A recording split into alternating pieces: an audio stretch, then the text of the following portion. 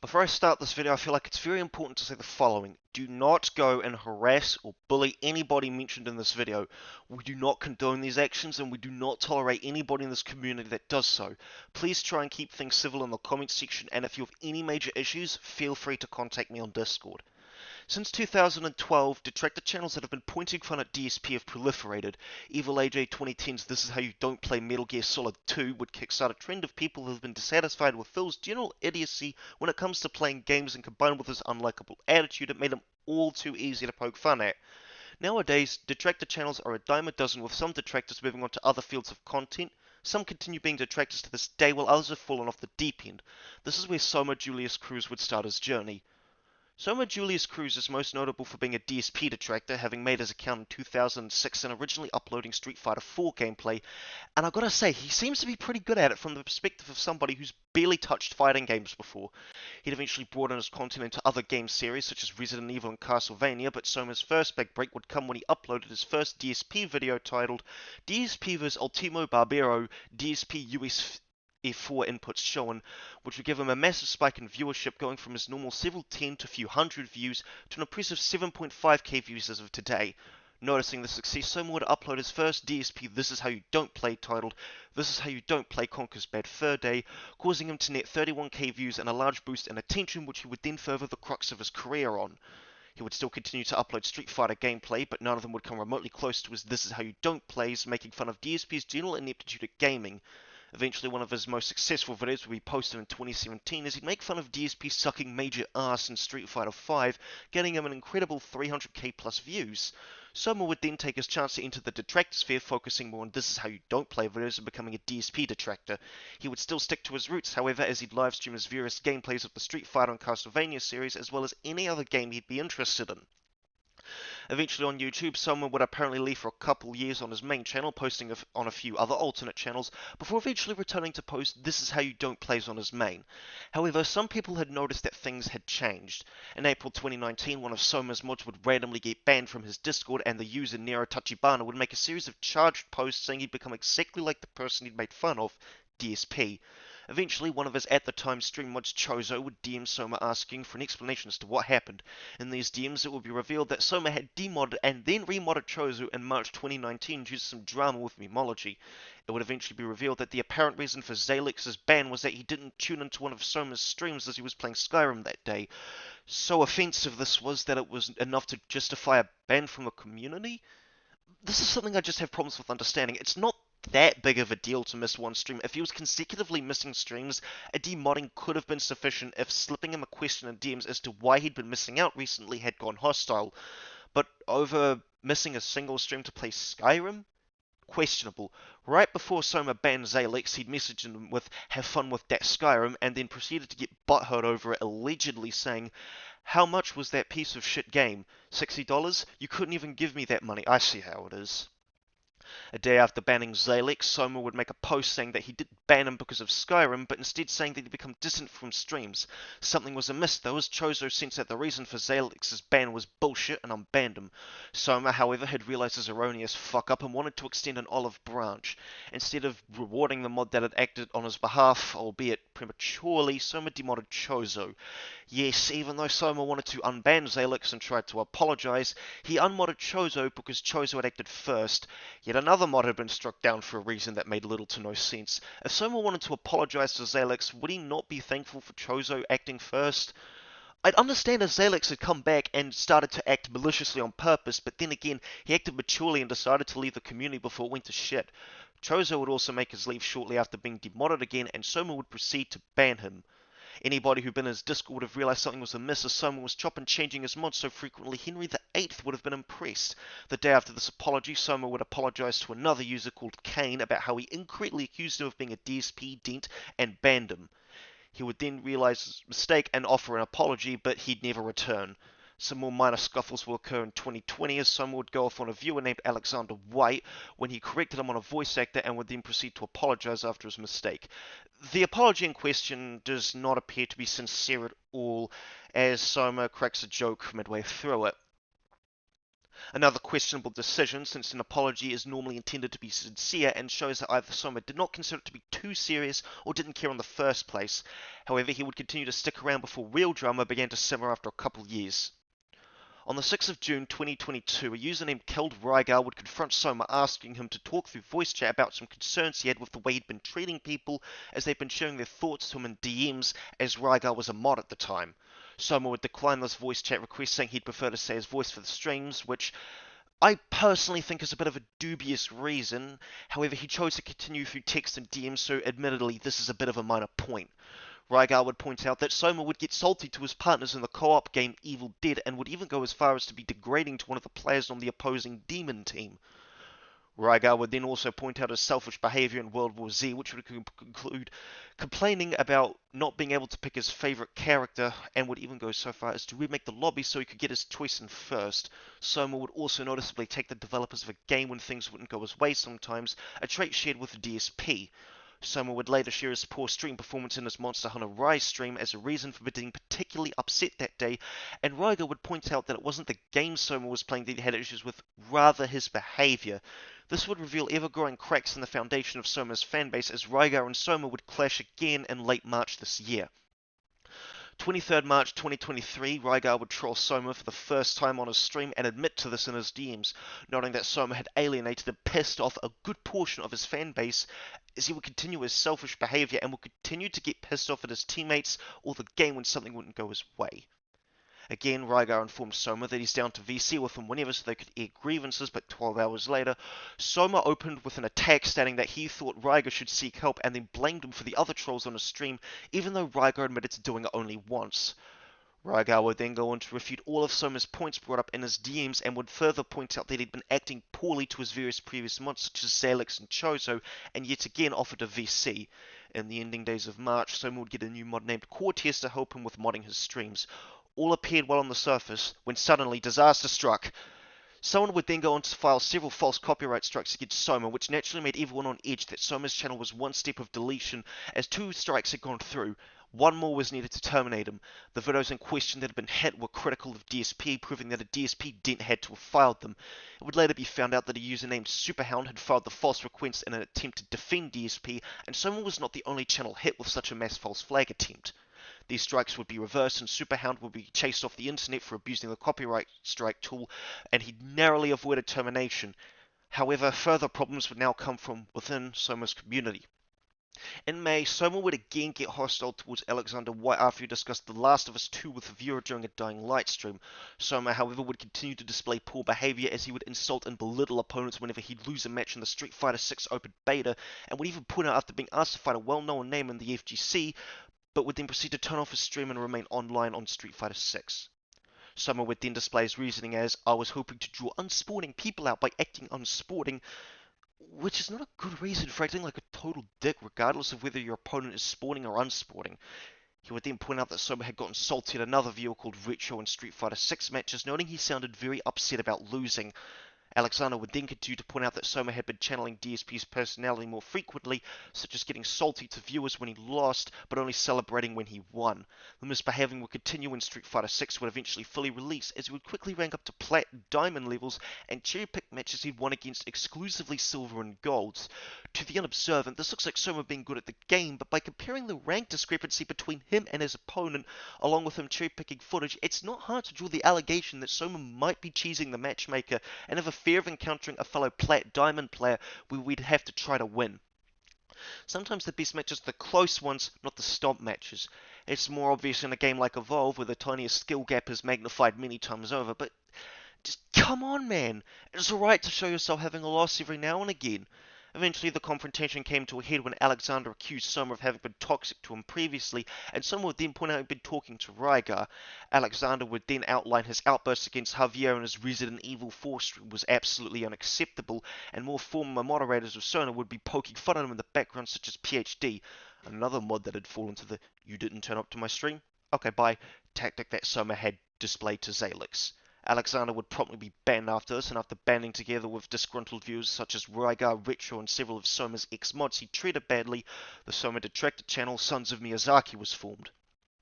The Sons of Miyazaki would be the first notable detractor channel of Soma, as they would show Soma's hypocritical behavior in full force as they'd make their own "this is how you don't play" videos, but instead of DSP being the subject, it was Soma.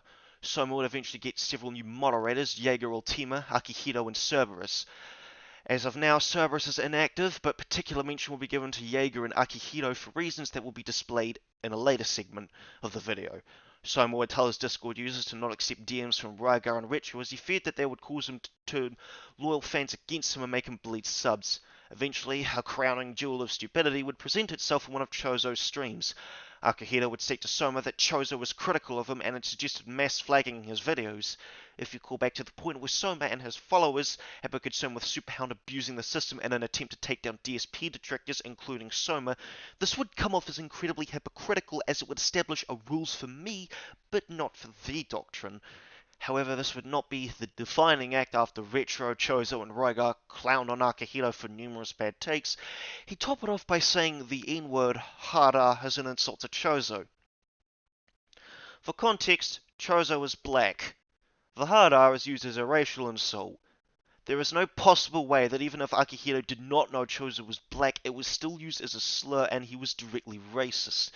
He was immediately called out, and then he claimed that it was an alternate account. It was immediately disproven and Chozo banned him.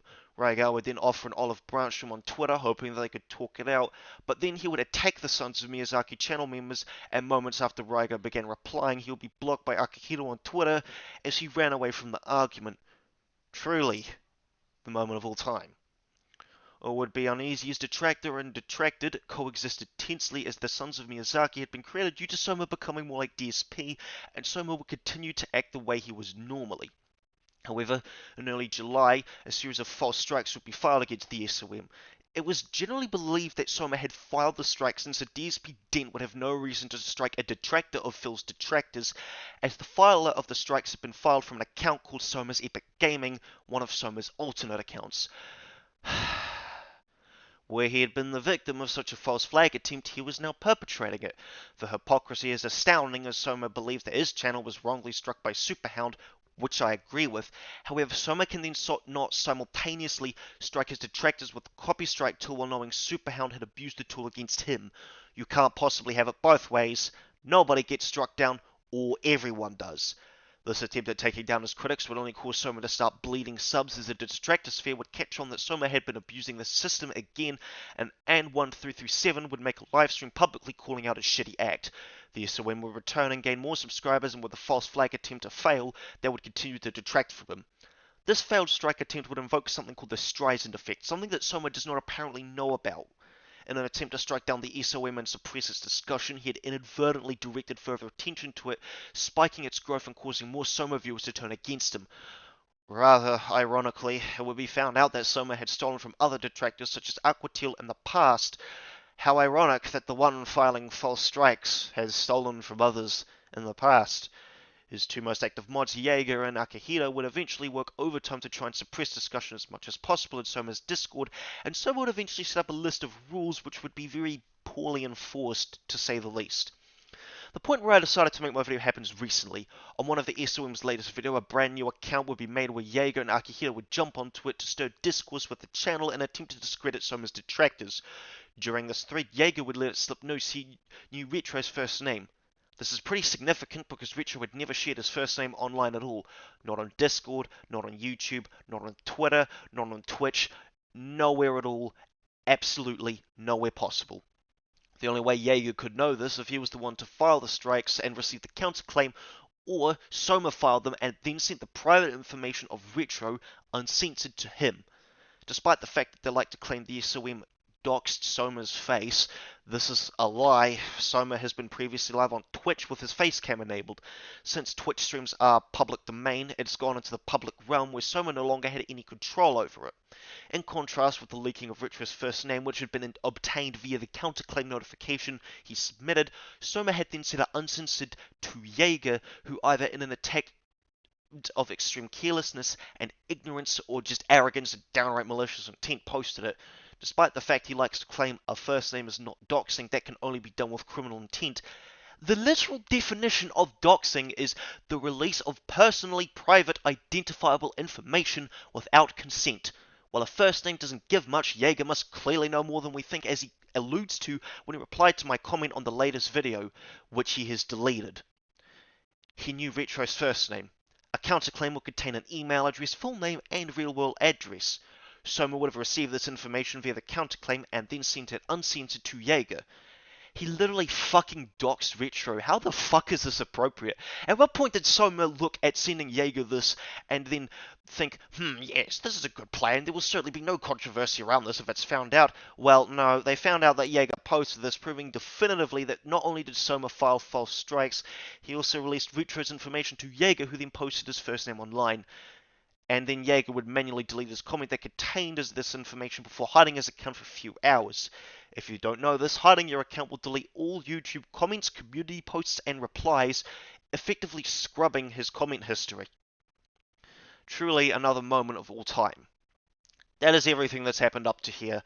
Now, my personal take on this is that Soma has become almost, if not exactly, like who he pokes fun at, Phil. You see, due to his chop and chaining of his mods such as Zalex, Chozo, PhD, Rygar, etc., he had alienated them and pissed them off with his scummy behaviour. Calling back to earlier in the video where I pointed out where he allegedly said, "How much was that piece of shit game, Zalex? $60? You couldn't even give me that money. I see how it is." This has got to be one of the pettiest reasons to ban someone imaginable. They didn't turn up to one stream and you then insulted them because they did something else other than give you $60 and moderate your streams? This screams entitlement. Soma is not entitled to a portion of Zalex's paycheck just because Zalex stream mods for him, and banning him for that reason is unbelievably petty and selfish.